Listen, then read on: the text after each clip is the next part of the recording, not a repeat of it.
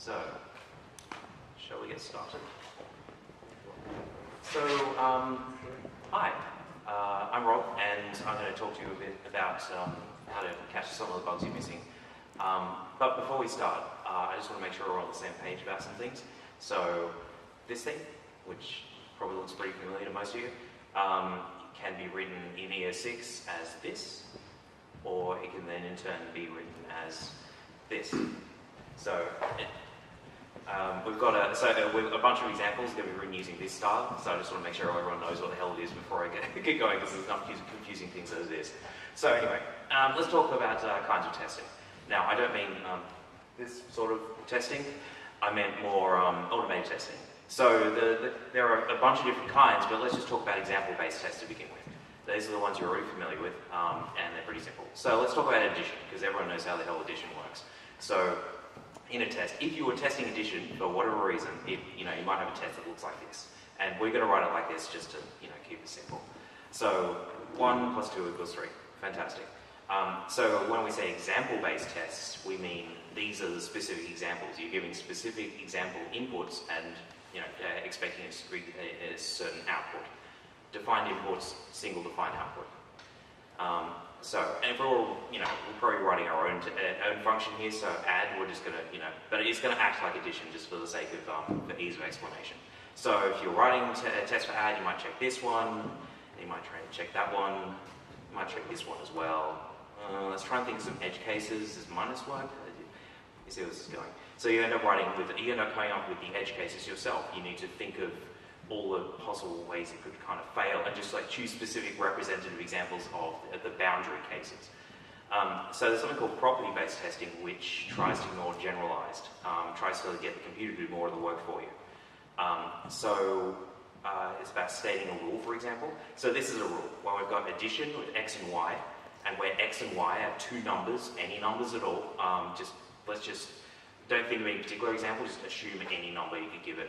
Is the same as adding y and x, as in swapping the arguments should give you the same result. And so we can write that as a test like this. This is JS Verify, and it's a testing framework, testing library, and it works with Mocha and a bunch of other things. But so this is just a Mocha test. So we've got a property. We say it has swappable arguments, just a definition. Then we said we define the inputs, a number and a number. And so then we've got our rule. We define our rule here. We've got the number and number as the arguments, and then it's a Boolean, true or false. Does this equal true or does it equal false? And this should always equal true, and this one works. Specifically, addition, easy, great, passes. So similarly, you've got other rules you can do with addition. Like, for example, you've got any number at all plus 0 is going to be the same as the original. And again, you can write it as a test like this. And so what's going on here is we've got this test rule, and what the computer is doing is generating, take this number, is actually a function, and it's going to generate a whole bunch of random numbers and chuck it at your rule to make sure the rule always passes for anything that this generator generates, anything that's number. For example, this is just all numbers, but you can have more specific generators or strings or different types. We'll get into that in a bit. So, and the third rule here, we're going to use a different function to test another function. So we've got, add x twice, and it's going to be the same as x times 2. So, this is all very surprising, I'm sure. So there are our rules. And for completeness sake, this more or less, you can describe addition in other ways as well, and I'll briefly mention it a little bit later. But, so this is 3 ways of sort of making sure addition is correct without explicitly describing how addition works. It's a way, properties of how it works as opposed to literally rewriting a function in a test. So, this is a Mocha test. You can take this entire file, dump it into a thing, and go Mocha space your filename.js, and it'll run, it'll do its thing. So I've just shorthanded a bunch of examples here for the sake of, fitting on a slide. And so these are the bits we kind of we're caring about, the things that I brought in from outside. Anyway, let's do one more example. So let's do concatenation as an array concat. So pretty much similar deal. Name of the test is concatenation. JSON val is any a simple JSON value. It could be a number, or it could be false, or a string, or an array of one of the simple things, or a dictionary, or an object, with a key and one of the simple values. So it's basically a simple kind of value. And then we've got the rule here that 1 and 2 dot concat with x with this input value is the same as doing 1 and 2 and just inserting the value in there. This is going to pass. No. No. Because Array plus array will be. yeah. So we've got this. This is the output of Mocha, but thank you. So we've got what we've got here is a bunch of information telling us what's going on, including a random number state. We want to rerun it with the same examples because it's a random number generator. It's randomly generating input for us. And so we've got the counter example with this example is empty array. So what's happened here is generated a bunch of input. Sorry, I'm going to stop gesticulating over that. A bunch of input, and this is the very thing at the top. The very first thing here is the first example of failed that you found. And so it's got this really complicated thing it's generated, and now I've got a process called shrinking. We've generated the data, we've got a failing case, and everything here is for the sake of the program. We want the smallest example possible, because otherwise then it makes it easier if we've got a really tiny example as opposed to some massive thing which failed. Congratulations, you have a 50-line generated data structure. Frankly, if it fails with something that's 2 lines long, I much prefer the 2-line version. So it's an attempt to try and shrink it down. So we've got the most complex one. So there's no shrinking algorithm, just knocks items off the list, for example. Knocks the first item off, knocks the second item off, knocks a key off, knocks the other key off, knocks the object entirely, and it's left with our minimal count example. If there's no order shrink, you can't get any smaller than an empty array, but if there were, you'd try that one, and if it passed, you go, oh, I went too far. Let's go back one. Minimal count example, give it to the programmer, say, look, put this in your thing, and it'll totally explode it. So, and this is all just imagining we wrote the concat example. No one's going to write a test for concat, but this is like, we're encoding our assumptions. We say that we've got assumptions about how concat works, so we write those assumptions down, and we challenge the computer to prove us wrong. And it did. So, for example, I totally forgot that if you give it a simple, like if you give it a number or something, it's different to a number in a bracket thing. So, let's just focus on this and just plug in some values. You give it 3, 1, 2, 3, totally passes, cool. 1, 2, and then give it a bracket 3, 1, 2, yeah, totally, no, it doesn't, because it swallows arrays. You don't need to write this. You need to write 2 separate tests. One where you don't give it any array at all, and one you do give it an array. So if this were real code, as in if were writing concat, I'd change concat. I can't do that because it's in the JavaScript standard lib, so instead I write 2 tests. So encode my assumptions how it works to make sure I know how it works. So yeah, similarly we plug in this middle case and we've got our failing case. It's actually, it doesn't work how we thought we did. So anyway, let's summarize what we've just been doing in 3 separate rules. So 1, we're stating a rule, something that should always hold given an input we describe. We generate data fitting a specific shape. So in this case it's a number, but JSON values could be whatever's custom thing you want to come up with. Or like a number between 1 and 10, or you can customize the shape of it. And then third, you just generate this data over and over and make sure the rule holds. That's basically property-based testing in a nutshell. There's optionally a 4 here, which is the you shrink it back down to make it friendly for the programmer, but frankly it's not needed. It's not a strict requirement. So so generating a bunch of data, throwing it at the function, and making sure rule holds. So why do we care? Well, it's really good for finding edge cases, I'll tell you that. When you write example tests, you come up with examples, you come up with all the edge cases, and you hope to God you get it all right. Relying on the computer stating a more general rule and then relying on the computer to come up with the edge cases for you really helps where you can think of a bunch of boundary cases, but there always seems to be more boundary cases you didn't think of. And so I really want to rely on the computer to help me out with that. Like it's a tool I can use, I'll use it. Secondly is, kind of maybe like an honest test-driven development, TDD. Where TDD, you write a test, and the test fails, and you write some code to make it pass, and you write a test to make it fail, like a more test.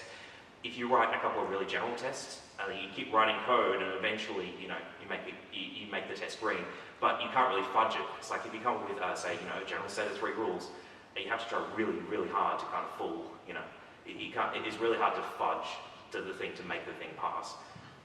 So, yeah, I find it helpful in that regard. So why the hell wouldn't we want to do this? So coming up with properties can be frankly rather hard. I still find myself sitting there thinking, damn, how do I do this without without writing the code inside my test? Basically, I've got the library code and I've got my actual test. How do I just not end up rewriting the thing? And it's like, yep, okay, cool, it's totally valid. Also, generating data can be a little bit annoying, or generating data to fit a certain property, and so it can be a little. It's frankly harder work. Stuff doesn't come for free. I find it useful as a junction with unit tests. Now, it so happens that all the tests that we write at work are property-based tests, but some of them are effectively unit tests. I'm going to get into more of this in a tick. But, so coming at properties is hard, but we've got some shortcuts or some techniques and things we can do to try and write properties, like basically things that will jog our memory, like to think about things in a certain way.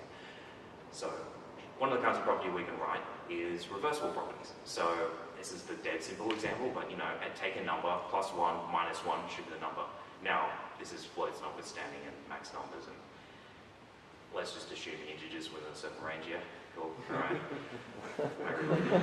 I'm so burnt out of JavaScript numbers sometimes. Yeah, I write a different language to get away from it. I can abstract over it, but when I have to, whatever. Anyway, so I've got a string, split it by a space, join it with a space, should end up with the original result. Yeah, cool. This doesn't work in Ruby, by the way. It's fantastic. It's one of my failing examples, because it's like it gobbles up all the strings, and then you lose the information and you never get the strings back. So, but it works in JavaScript, so I can put it on the slide. Another one I like is compressing is it like generating some data, like just a big giant string of something. You don't care what it is. Compressing it and then decompressing it should have the same thing. Yeah, if it doesn't, your code's broken. Funny story, I'll come back to that. So Jason, this is the most common test I have right at work. Sorry, I work at Ambiato or a Haskell shop, and we've got use something called Quick Check, which is property-based testing except in Haskell. And so the most common test I see is this sort of stuff where we've got a type and we say, okay, cool, it's basically defining the shape of the data, generate the thing, and use our function that we've written to encode it to JSON, and then take it back and make sure it's decoding things correctly. So you can round trip the thing. You just go back and forth, and it's not going to have like any decoding errors. They're both, they're symmetrical. So another kind of property is repeatable properties. So if we sort a list, or we sort a list twice, the result should be the same. This is also called idempotency, if anyone's heard of that. Idempotency?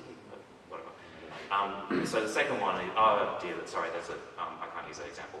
So we've got invariance. I couldn't really, sorry, it was actually, well, a reverse to reverse is like taking a list and reversing it and then reversing it back. Sorry man, you're not in that space. What? Because of, you know what you're talking about. Okay. Yeah, because it's not idempotent. Sorry, my apologies. Invariance, I really struggle to come up with a name for this, like a rule that should always hold. I don't have a general categorization for this, but something like sorting a list and getting the length of that should be the same as the original list. You shouldn't lose any items when you sort it. Yeah, there's one rule. Second rule, when you sort a list, it should contain all the original items.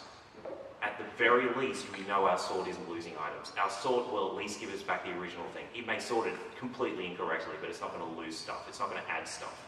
It's going to be, at least the original list. And then we can use on to proving a small part. Now, this example is a little complicated, but what's going on here is I'm taking the list, the 1, 2, 3, and splitting into 1 and 2, and then 2 and 3, and then 3 and 4, etc. And what I'm doing is I'm making sure each pair is sorted correctly. You prove a tiny piece, and you just do it across the entire array. Congratulations, you know your sort works. I can't think of any way of coming with this, unless I really can't think of a way of coming with a sort that fails the combination of those 3 rules. And I've just written 3 tests, and then I just generate list after list after list after list, and of all these different types. It should just work. And if it don't, you found an edge case for me. Thank you very much, computer. So another thing we can do, swapping the ordering, just aside from this, if we've got, say for example, we sort a list and then for every item we add 1 to it, should be the same as going over a list, adding 1 to it, and then sorting the entire thing. So operations you can sort of swap around and still get the same result. That's also kind of handy to do. These are all about sorting lists and stuff, but there's, when we're writing it, it's more, sorry, I'll come back to this. So hard to solve, easy to check. Things like this crappy diagram is the representation of the traveling salesman problem. I really have no idea how to draw this or put it in code or whatever. But basically, the traveling salesman problem, you've got a bunch of places you want to be. You've got some things are harder to get to than others or more expensive, and you want to find the most efficient route. This is a really, really hard problem in a category, something called MP hard, I think. Suffice to say, it's really hard to solve, but it's easy to check that you actually went to every location. We're not checking that we find the most efficient one, but we're at least checking that we found a valid solution, which is frankly a good place to start, and make sure you don't have any logic bugs that will produce an invalid traversal as opposed to, So the efficiency thing is much harder to check, and I totally agree, and I probably wouldn't do that as a property. So another one I really love is consulting an oracle. So I've got sort. Sort totally exists. I should use that, man. But if I were to come up with some ultra cool sort, now this is where I'd insert Doogie Howser and a thumbs up image or something, but I would test it with the original. One I know works versus something I don't. And basically I throw tons and tons of input, and this is really useful for refactoring. I use this at work, and there's a set of tests that are explicitly designed to use this thing, and we'll actually use an example later.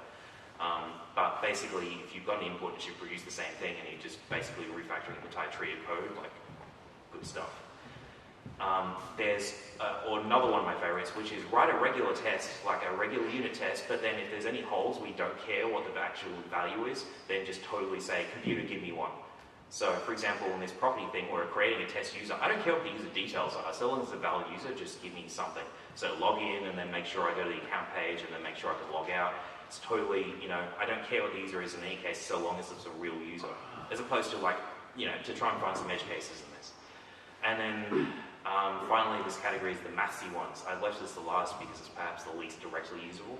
But the examples I showed you before were things based around some mathsy concepts, like a category where we've got an operation addition with an identity, which is 0. So what this is saying, a 0 is something called an identity, and we can because we can think about addition in this way, we can come up with properties that basically we can think of, we've got the general maths concept, and we apply it to specific things. Addition is one of these things, or multiplication, or sorry, I really should have prepared some real world notes for this bit, but there's basically a whole bunch of stuff. It tends to, over time, particularly as someone who's running Haskell day to day, you tend to structure things so that they can be described by these mathematical properties, therefore you get a bunch of checks for free. You basically, I know how to think about this, it's just an X, it's just a monoid, it's just a whatever, and so therefore you then write a bunch of simple laws that can apply to a whole bunch of things, so long as they fit in this category of behavior. I just reuse my checks over and over. There's literally a function in the word code base, like check laws or something, where it's just hey, you just totally do the thing.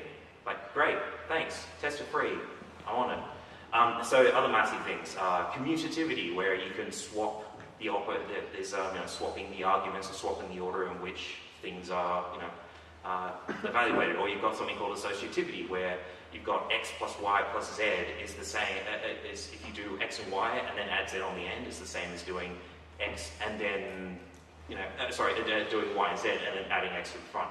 This is addition, this is string concatenation, this is concatenating lists. There are a whole bunch of things that fall into these general sort of rules, and if you can think about things in this way, as you get more experience with thinking in terms of this, you suddenly get a whole bunch of stuff for free.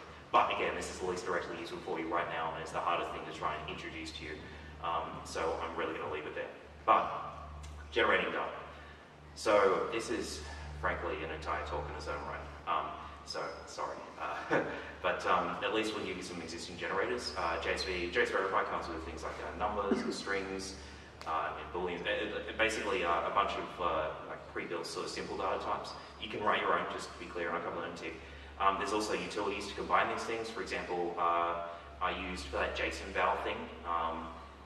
Sorry, bad example. There's one of which is, for example, you can give me a number or a string or an undefined or whatever. There's something where it's always give me the same value. There's a recursive thing which is used to make that JSON value thing, where it's like JSON is defined in terms of give me a number or a boolean or whatever, or an array of JSON things. So you loop around. So you just end up with this big recursive structure of stuff. Or you can write your own. And I really can't spend any time on this because, frankly, there's very, very little time in this talk. But suffice to say, you use a random number generator. It gives you one, so you can make sure you can get repeatable things. And this is just a really simple one. It just generates foo, bar, or quacks. Wow, so real world. Speaking of real world. So, some examples of things doing real things.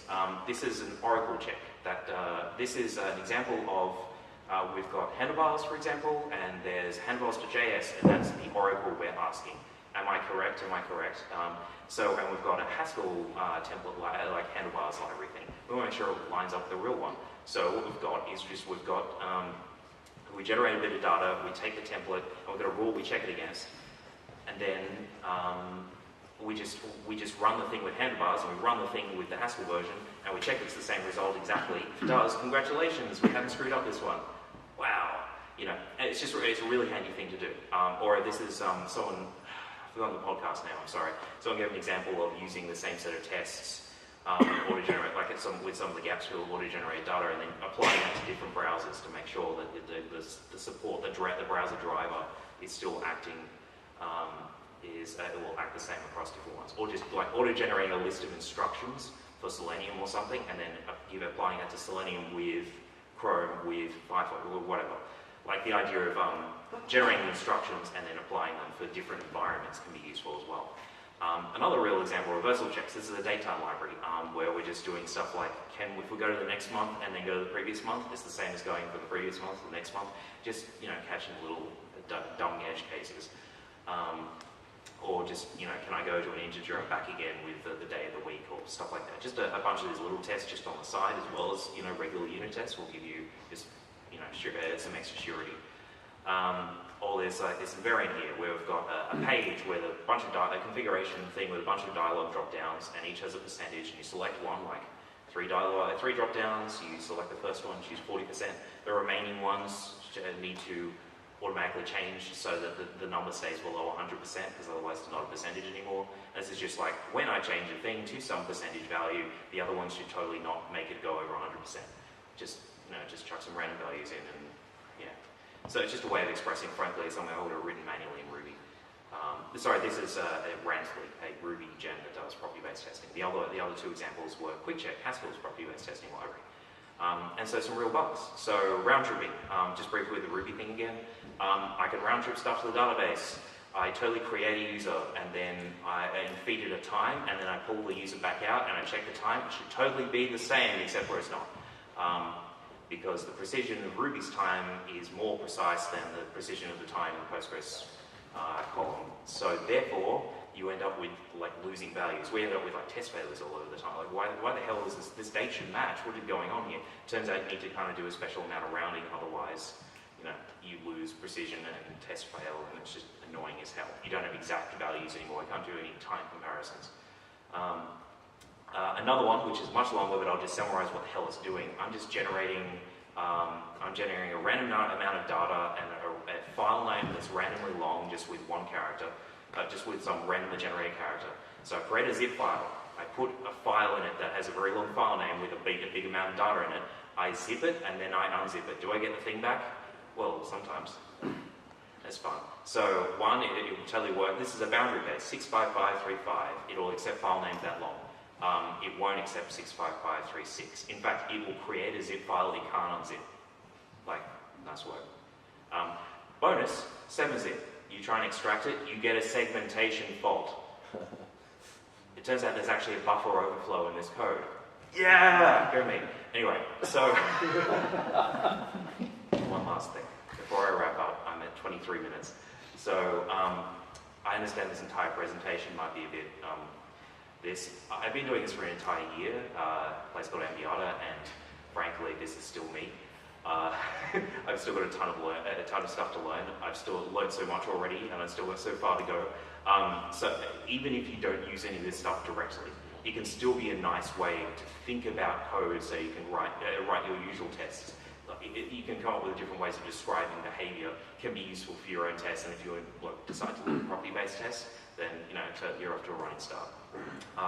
So just briefly, some credits. F# Minor Profit did the breakdown of the different kinds of property tests, and frankly, it's very, very helpful. There's also a colleague of mine, Charles Farrell, who did a property testing talk at Lambda Jam last year. JS Verify is JavaScript one, Rantly is the Ruby one, QuickCheck is the Haskell one, Started All, and and Hypothesis was the Python one. I suggest you check out one or more of them. This is about catching the bugs. You want to see? Thank you.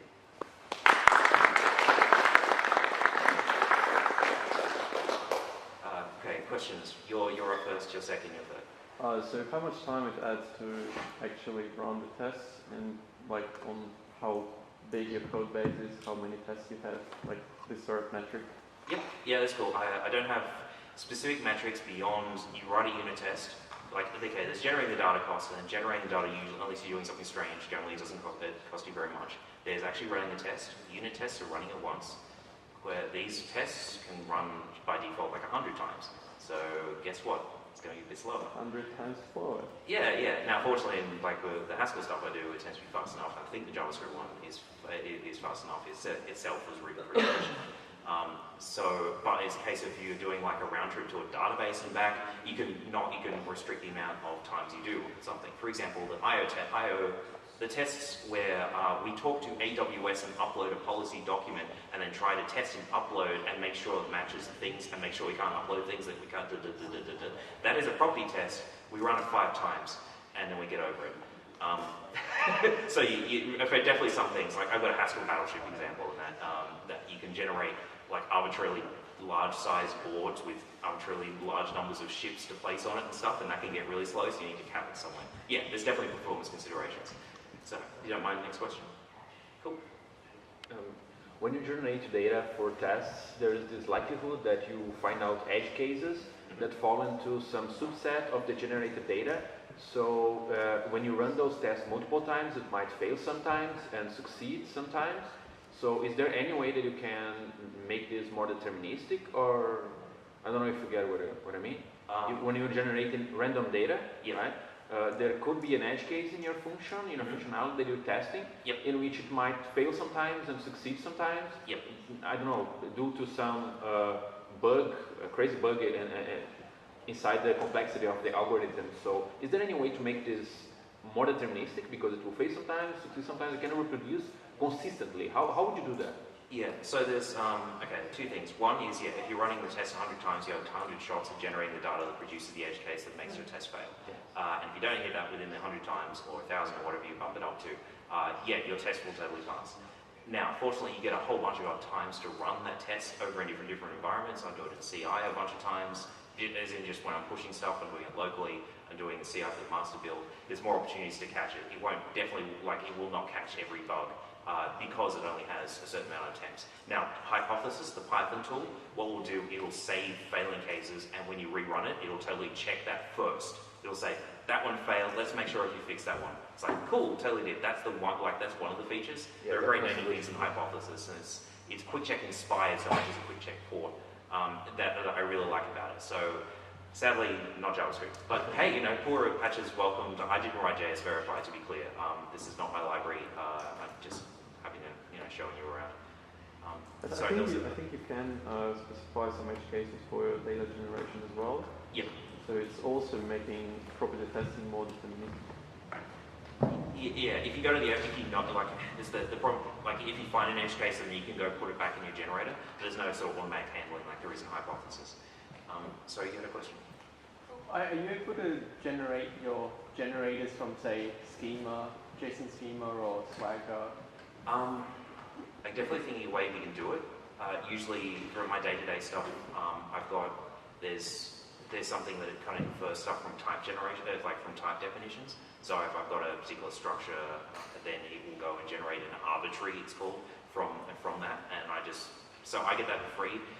You would need to come up with either something that is, you need to write something that can process JSON schema, or you need to, basically you need to write your own abstract thing, but you can definitely do it.